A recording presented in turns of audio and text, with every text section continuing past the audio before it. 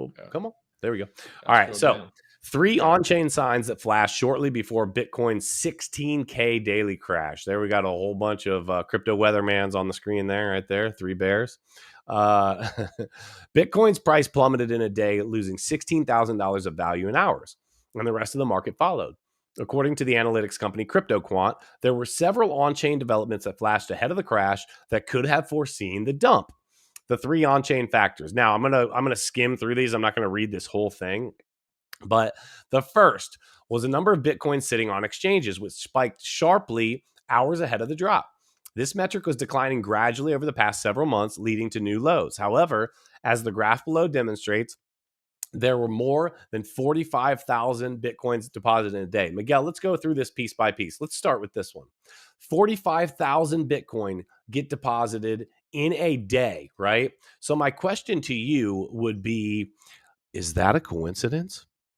Oh, absolutely not, right? That's not a coincidence that 45,000 Bitcoin get dropped onto exchanges in one day when we're seeing from the on-chain metrics that Bitcoin on exchanges is at a 3-year low. Yeah. So out of nowhere, now 45,000 Bitcoin comes and say, hey guys, we're just going to sell today because, even though there's a scarcity of Bitcoin out there on exchanges, Yeah. let's just go and deposit Yep. 45,000 Bitcoin and sell it. If that's not a message for you, Arnie, again, we don't give financial advice, but when a massive inflow like that happens, it's one of two things. One, out and out manipulation. Number two, they know something that you don't. We are under the assumption right now that it was some massive manipulation. Could they know something we don't? Absolutely. That's always, always, always a possibility. Let's dive a little further into it. So that was the first thing, right? Secondly, the analytics company broached all exchanges' estimated leverage ratio, which tracks the open interest on all trading venues divided by their Bitcoin reserve. Essentially, this metric shows the degree of leverage used by investors, which also spiked sharply hours before the crash. Now, Miguel, what I thought was interesting about this one was that the hours before the crash, there was still some big leverage plays moving, right? Leverage is in my estimation the biggest thing that actively moves these markets in such huge Oh, yeah. ways because two things. One, sometimes these institutions are competing against each other and trying to knock someone out of the game. They're trying to basically squeeze someone out, right? And then sometimes ultimately it is exactly like we've said, a play on let's see how many people we can get to get Yes. freaking scared and run. So people need to realize that with leverage trading being available on all these exchanges, right? They're bringing it leverage trading. Everybody's like, "Yeah, oh my god, I love leverage trading." And a lot of crypto content creators talk about leverage trading. It's great if you know what you're doing. If you're a beginner or a beginner investor, and especially a beginner trader, stay away from it. Super gonna get likely to get liquidated.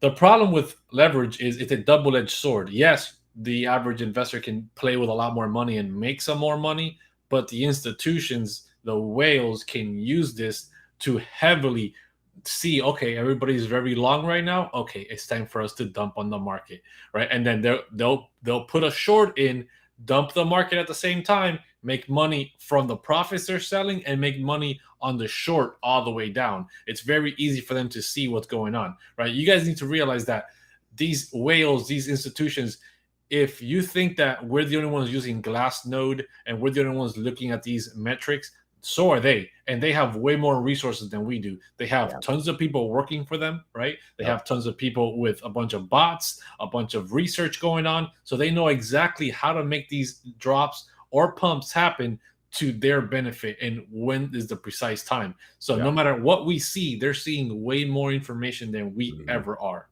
Yeah, and it's even more than that. They not only see information exponentially more than we do, but let's go one step further. Let's look at it. Let's look at this. They see all of the information and they basically try to make us their little puppets, right? They jump on to debate crypto and they see what we're talking about and how we're saying, X, Y, and Z is where we see things happening. They jump on to Let's Be More Real. They jump on to BitBoy Crypto. They jump on to Altcoin Daily. They jump on to all of these, Crypto Jeb. They jump on to some of these bigger players. And they're like, I see a common theme here. Everybody's bullish. Everybody thinks we're going to 100K in the next few weeks. Then they do this. I wonder what we could do with this, right? And I think that ultimately, whether you like to admit this or not, it is a mad play on you, on me, on every other person that has their money invested, because it keeps everyone on edge. It keeps everyone on their toes thinking what's going on. It keeps Miguel and I bantering back and forth on a Saturday afternoon about what is or isn't happening and what we are or aren't going to be doing. So let me I'm dive. just letting everybody know that I'm sleeping peacefully tonight. I'm not losing sleep over this. The third metric was the exchange whale ratio, which compares the top 10 largest deposits to exchanges with all other deposits. According to CryptoQuant, which is one of those indicators we were talking about, the indicator tends to stay below 85% in bull markets, while in bear market, it drops. I think this is wrong, by the way. It said below and below. At any event, in bull markets, it stays below 85%. In bear markets, I think it goes above. But interestingly, it has remained above 85% for the past few weeks and even spiked to north of 90% in the past few days, right? So, Miguel, we've talked about this a lot as well. Whales ultimately, whether you guys truly realize this or not, whales control these markets. When you see these massive moves at weird times during the day or whatever, there's two things you need to realize. First thing is crypto trades 24/7 and everybody's not on the same time frame. What I've noticed, and I've asked Miguel this, we've talked about this, I've talked to Ben Armstrong about this. Overnight, I feel like if I was ever going to get into the leverage game and short crypto, I would short it after, for me, what would be after hours, sometime between 11 p.m. and 5 a.m. And I used to ask when I was newer, like, How dare you? why are the markets always seem like they're dropping overnight?